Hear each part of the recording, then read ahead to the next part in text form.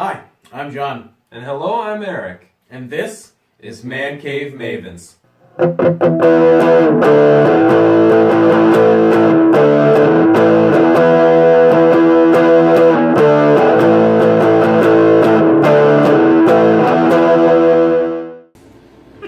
Hello, YouTube world. This is our first ever video on the internet. An idea that we concocted between ourselves, a build challenge against your friend on who could be the best woodworker and creator of something. And that something was a cigar ashtray, not unlike the one in front of us right now. And a surprisingly simple design, but yet a complex build. So, in this video, we're going to take you through a little bit of our process in each of our designs, and a little bit of how we came to create the creations we had. And then toward the end, you'll kind of see and measure up, you know, which ashtray was actually the better ashtray. And I think we both know which one that one is. So we're going to watch each other's videos. We videotaped ourselves building these ashtrays. I haven't seen John's. John hasn't seen my video. We'll reveal our ashtrays to each other at the end, and I guess we'll figure out who is the winner there just by quality, and we'll have to give it a test.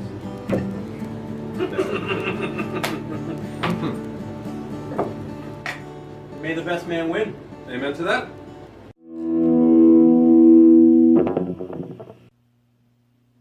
Alright, so I started off with my design phase, which I would have to mention, I was pretty ambitious.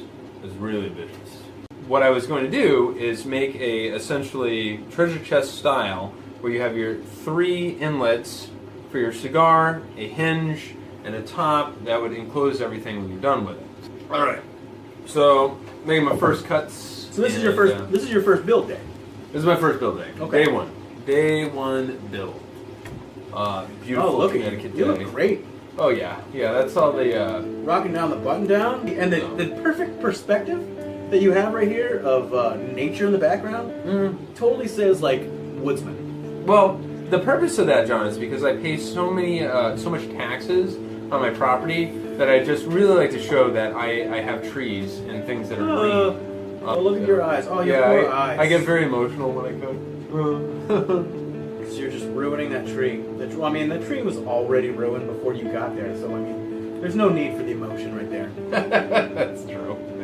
Oh, we're gonna just fast forward through me crying. And I still have... It doesn't look like I did anything at the end of this. Oh my god, look at me, let go! Oh my god, I'm a dumb, and that's... Work happened, apparently. Yeah, I did stuff. Alright, so now we're getting into the wall structure that I was going for. Look at that. Is that a rabbit? That I call him a jitterbug. Jitterbug, that's the right word for it. I don't know if... that is the right word for it. Is it? Okay. So your air tools are decent. Are decent. And I ended up finding out that jitterbug actually sucked because my air compressor running it was from Harbor Freight. Okay. Yeah, so this is it coming together. Version 1, I'll call it, where I'm seeing it coming together in a way that I really wasn't wanting it to. I was picturing more tray-like, and the more I progressed through the initial project, I found out that it was less tray-like and more towards, guess what? Treasure chest like. Ah, yeah, the theme I went with. When you go with a treasure chest theme, you end up with a treasure chest and not an ashtray. So I ended up revising my plan with 3 layers of 2x8. So we're not so much deviating from the drawing quite yet, from your first kind of markup. You're on the fly a little bit, but instead of having, you know, a box of 4 walls, you're doing layers of solid wood and eliminating space that would occupy your drop-in tray. Exactly. Okay. Okay. So you're applying the layer right here. You're screwing them in together, mating them perfectly. Yep, because that's what I do. I just add the word perfectly after every action, every verb here. And you're good at mating. Yeah, right? yeah. Well, yeah, my daughter's 4 months old now. You know, if I wasn't good at mating. Solid point. Yeah. Wasn't going there. I was totally totally going kind there. of popped into my mind there. I had a series of installing the 2x8s together, moving them to sand them down, getting them all adjacent, and then taking them apart to hone out the upper cake layer, if you will. Yep. And the top drop in. The top drop in. Yeah. Well put. So here you've already sanded everything together, so you know they match up perfectly. Yes. The way you intended. And this is my first time really using this drill piss. Drill piss, huh? Drill piss. You're using a drill piss. Yeah, it's a drill piss. Don't ask what it runs off of. Don't ask what it runs off of. Huh? So don't.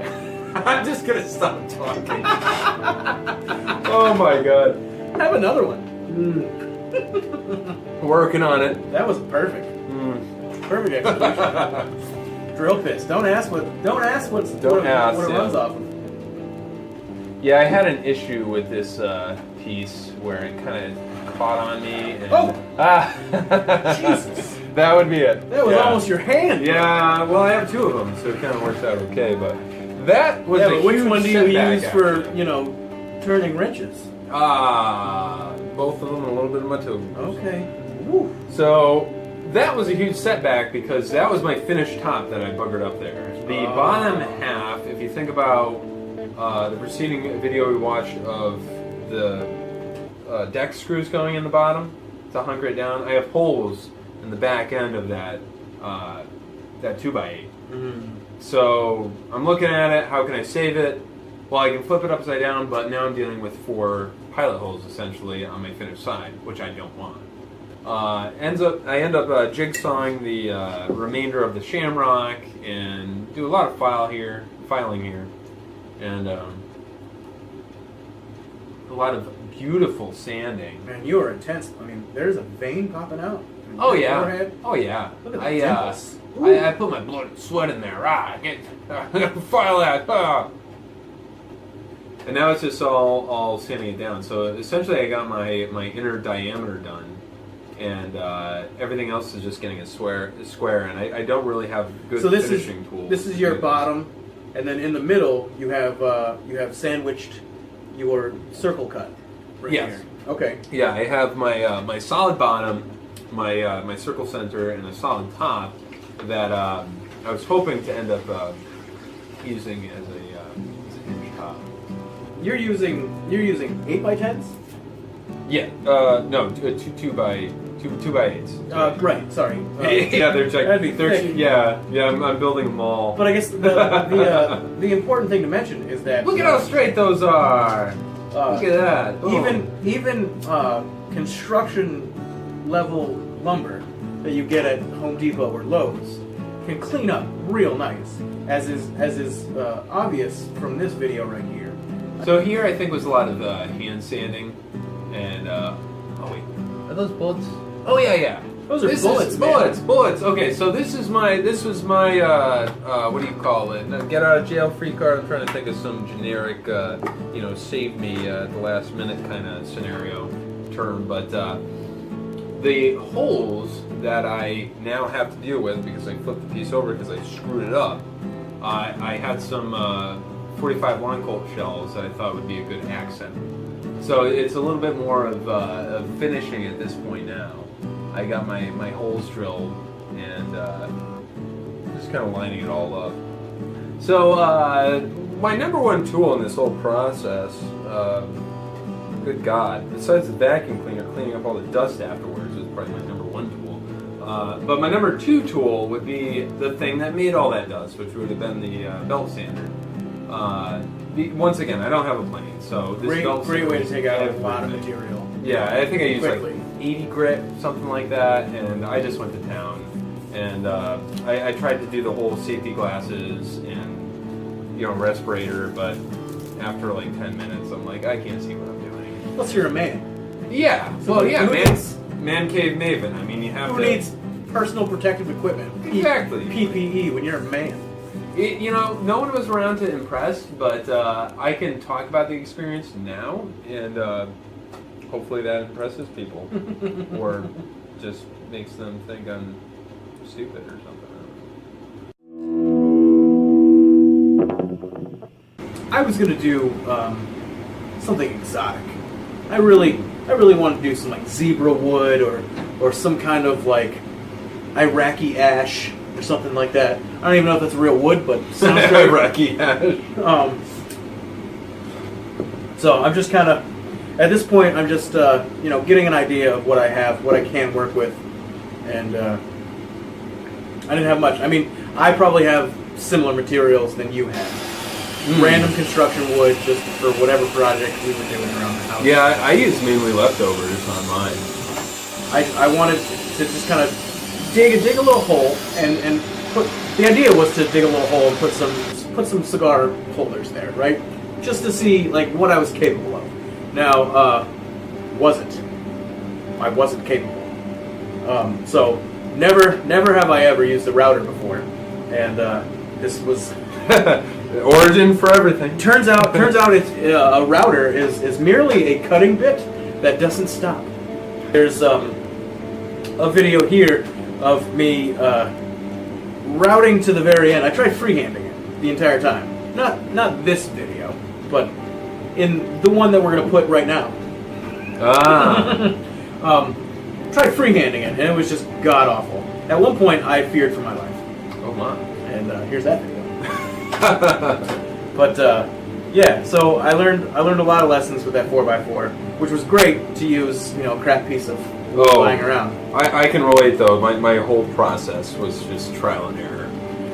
You'll see. And literally nothing was done on paper, not one thing. And you know, kind of, I'm almost a stickler for plans.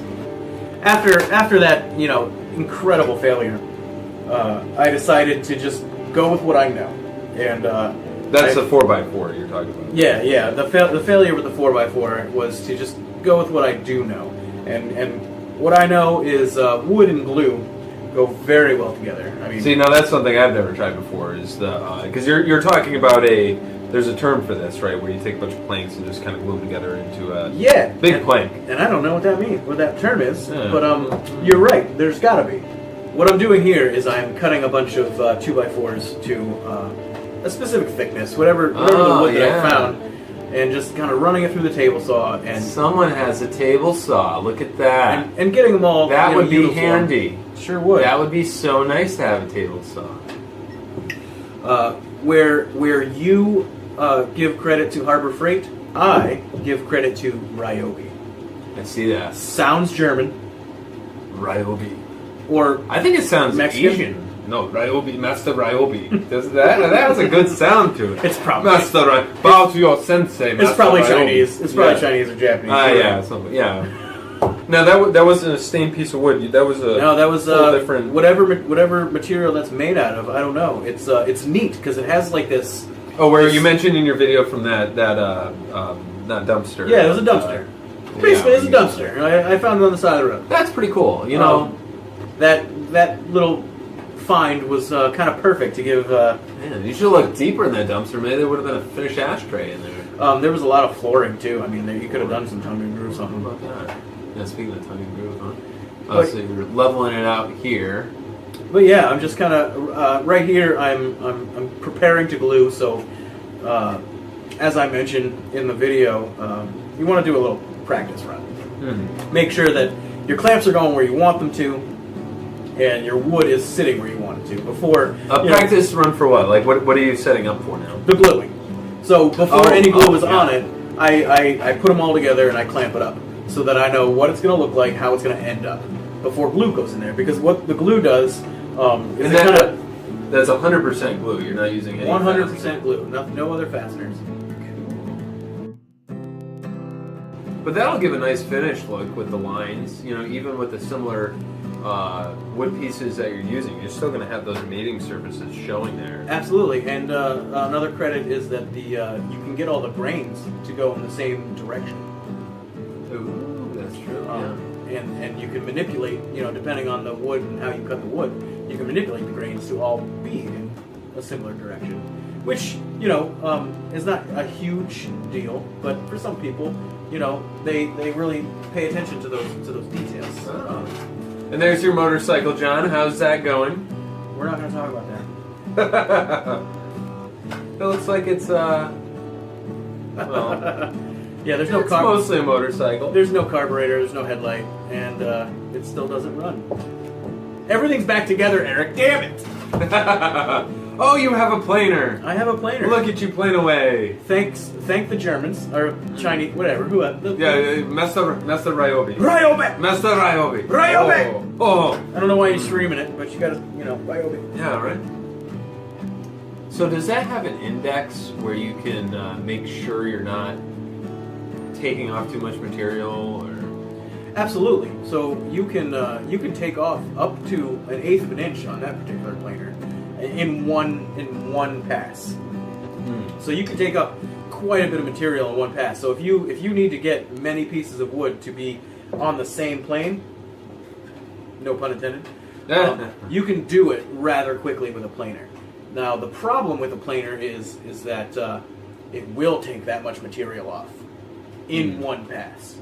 A belt sander will take off a lot of material, but in a slower process. So if you're trying to be more accurate, a belt sander is far better tool to be more accurate. This is brain surgery with a chainsaw. So yeah, I decked the router, and I carved out the piece that the space I wanted to be the particular ashy space. And the jig kind of worked perfectly. If you'll notice the little metal piece, that was another lesson learned from routing, is that if the ball bearing is not deep enough to use as a guide, it will just keep going. So I actually ruined that guide a little bit. So I finished routing my piece, and here I am just kind of sanding, you have a beautiful shape there. I mean, that's looking awesome. Oh, so you're squirting it with something. Yeah, so that's just a squirt bottle of water. I finished sanding it, so it was as good as I ever thought it could be. And basically, I'm going to take some natural stain to kind of bring out some already good lines, some already good veins, some already good. Make it pop. Yeah. Just bring out what's already good about pine. Pine is really great. If you give it a chance, pine is amazing. So I wet it down. Basically, it opens the pores. It cleans out a lot of the sanding that you do also. So you spray it down. Oh, that's a good point. You don't want any discrepancies in your wood before you sand. Absolutely. So you spray it down and you wipe it out. That helps get a little, especially if you use a finer grit sandpaper. There's a lot of fine grit sawdust, so it helps get rid of the sawdust in a more uniform fashion, as well as open up the pores and allow the stain to kind of get in a little bit deeper. And that's actually on the box. It's on stain. Like it says, wet it down prior to. Ah, so you're mentioning reading the directions. Yes. Directions are important. If I don't do much well, I do read. I read once. It was awful. And thank God we graduated. They had low standards that day.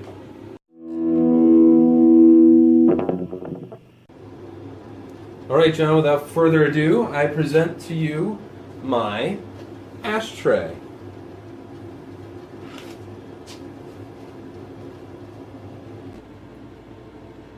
Oh my God, Eric. Well, we haven't seen yours yet. No. But this is what I came up with. Let's, Oh, you just threw this together. It was a competition. Yeah, we saw the video. You just threw this. Okay, let's check yours out, okay?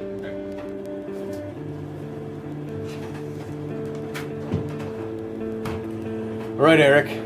Here we are. Voila! Oh, damn. That came out good.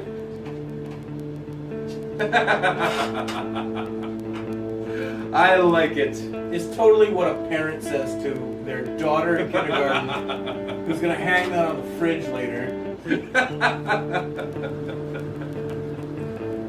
Oh, yeah, no, I love it. It's cute. I think I think mine will take yours on a field trip. Descriptor of any ashtray is that it's cute. No, I mean by one cute, I man mean in a very loves masculine, fun way. One man loves building cute things. You know, there's always a market for cute. You know, there's a lot of guys that like cute things. So, like I had mentioned before, I was going for surface area. Surface area is probably equal, however, depth and girth, nowhere near close. You know, I can see the good workmanship on here. You know, you're right though. Like I love the little pads in the bottom, and like really that glue really worked out really well.